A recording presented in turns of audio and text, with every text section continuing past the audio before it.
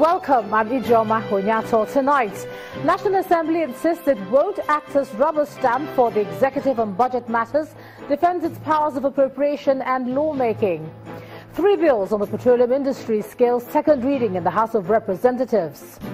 Energy experts converge on Lagos, agree that gas to power is a better option for Nigeria's electricity challenge. And tragedy in China as an explosion claims lives of 7 nursery school pupils. And in business news tonight, Central Bank of Nigeria reveals plans to mop up over 200 billion naira from the banking system to curb inflation. While on sports news, FIFA directs referees to stop games if they witness any discrimination from fans in this year's Confederations Cup in Russia. A federal high court today granted the prosecution leave to shield witnesses in the ongoing trial of the former National Security Advisor, Colonel Sambo Dasuki.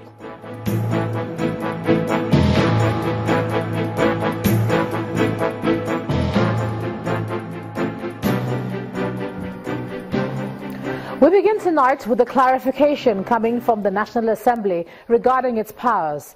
In very clear terms, the lawmakers stated that its powers to make laws and appropriate for the executive are unambiguous, insisting that it will not be a rubber stamp for any arm of government in performing its duties. In separate plenary sessions, both chambers considered points of privilege by lawmakers who queried alleged statements by the acting president, Professor Yemi Osinbajo, that the National Assembly has no powers to introduce new projects into the budget before passing it. Our correspondent Linda Akigbe reports.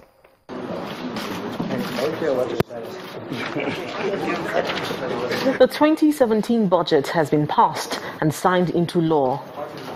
But it appears there are contentious issues as regards the budget. Mr. President, for the avoidance of doubt. Deputy Senate Leader Bala Ibn Nala at Thursday's legislative proceedings raised a point of order on comments purportedly made by the acting president. About 5 senators bombarded my office angrily, complaining about a statement allegedly credited to the acting president of the Federal Republic of Nigeria, Professor Yemi Osinbajo, to the effect that the National Assembly does not possess any power to alter the budget submitted to it by the executive. What was alleged to have been said does not represent the spirit of the framers of our Constitution. The Senate President reacts to the point of order. I'm sure that the acting president must have been misquoted because there's clearly no ambiguity in the Constitution of the responsibility. This matter has been cleared and settled. But I believe as responsible statesmen and leaders too, the time that we consult to and do our best to make the work for the executive and assist them. But as we bend backwards, I don't think that should be misconstrued or misrepresented, that we believe that the powers given to us in the Constitution we do not agree or do not exist. Meanwhile, in the House of Representatives, the same matter is raised by a lawmaker who says his privilege has been breached by the alleged statement by the Vice President.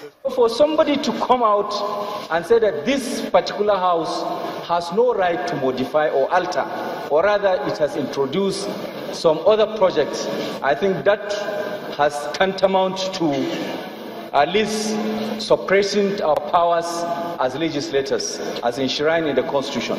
The Speaker says he is not sure the statement was made by the Vice President. So I don't think we should bother ourselves belaboring this issue at all. We all know where these powers are, and under our watch, there's no way this House will be a rubber stamp of any executive measures. Budgets. He, however, makes it clear that the House has the right to make laws and the appropriation bill is an act of Parliament. This contention over the powers of a National Assembly to alter any budgetary proposal has been a recurring issue between both arms of government. It appears this contention may continue till one arm seeks a definite interpretation from a third arm of government, the judiciary. Linda Akigbe, Channels Television News. In the meantime, the House of Representatives is making progress on the petroleum industry bill. Today, 3 bills seeking to reform different aspects of the country's petroleum and gas industry scaled through second reading in the lower house. Our correspondent Larry Lasisi reports. Just days after the 8th House of Representatives marked its second year, it is time to consider for second reading 3 bills seeking to reform the petroleum industry. Efforts to reform the industry in the 6th and 7th Assembly failed, and many are wondering if that will happen here again. The first bill, which seeks to provide a governance framework for the industry, is barely called when a point of order is raised, asking that, in line with the rules of the House, the 3 bills be consolidated. The Speaker gives an explanation. If we don't separate them, the Senate doesn't have one bill covering everything. So we'll run into the difficulties of harmonizing our position and having the same bill been worked upon by the International Assembly to be sent to the President. This lawmaker still makes this appeal. If we have to go the way we are going, it is difficult for us. It will be difficult for us to achieve what we want to achieve with the petroleum industry bill. The House, however, goes ahead with the debate, with most lawmakers in support of the bill. Why are Nigerians interested in having a one-stop shop for the oil and gas sector? Because half of our laws are already outdated, and more so, the world is moving towards the gas sector, and there are no relevant laws which will enable the effective exploration of our gas development. A national oil company that would sell shares to individuals, very few individuals, I think contradicts Section 16, subsection 1 of the Constitution of the Federal Republic of Nigeria. The bill is then put to a vote. Those in favor of the motion say aye. Those against it say nay. The ayes have it. The next bill is on a framework relating to petroleum-producing host communities' participation, an aspect that was contentious in the last assembly. After a short debate, it is put to a vote. Those in favor of the motion say aye. Those against it say nay. The ayes have it. The last bill is on the establishment of the legal and regulatory framework for operating in the upstream and downstream sectors. One thing that really makes me very happy about it is also the fact that it will become illegal to employ foreigners for certain skills that can be sourced locally. Some of the issues that the PIB bill tends to cure is what Nigeria loses on a daily basis from our crude production. The 3 bills have been referred to a special ad hoc committee for further legislative work. Larry Lasisi, Channels Television News. The Emir of Kano, His Royal Majesty Muhammadu Sanusi II, paid a surprise visit to the acting president, Professor Yemi Osinbajo, today at the presidential villa in Abuja. The Emir and the acting president met behind closed doors for about 2 hours at the State House. The Emir declined comments when approached by State House correspondents on his mission at the villa. The last time the Emir was at the presidency was in February, where he also met behind closed doors with the acting president. The federal government says Sheikh Ibrahim El-Zakzaky, leader of the Islamic Movement of Nigeria, is neither in police custody nor with the Department of State Services. The Minister of Information, Alhaji Lai Mohammed, who is our guest on our program Politics Today, reveals that El-Zakzaky and his wife are actually in Abuja in a house provided by the federal government. On the president's health, the minister said the president is doing well and the acting president is in touch with him daily. The president made it clear when he was leaving that his stay, the length of his stay will be determined by his doctors. And the most authentic news we have so far is the one from the wife of the president, who came back last week and said the president is recovering very fast. And I think that's the best, we can say now. The case of El-Zakzaky, the case of Dasuki, and some others that were granted bail, and they're still being kept. Why is the government keeping these people? In the case of El Zaki Zaki,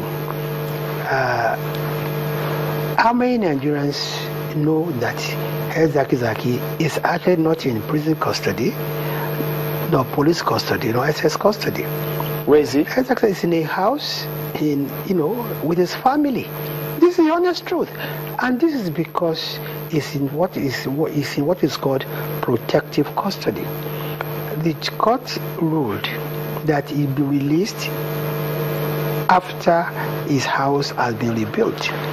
Nobody wants to accept El Zaki Zaki as a neighbor. So we've been able to build the house. So where do we release him to?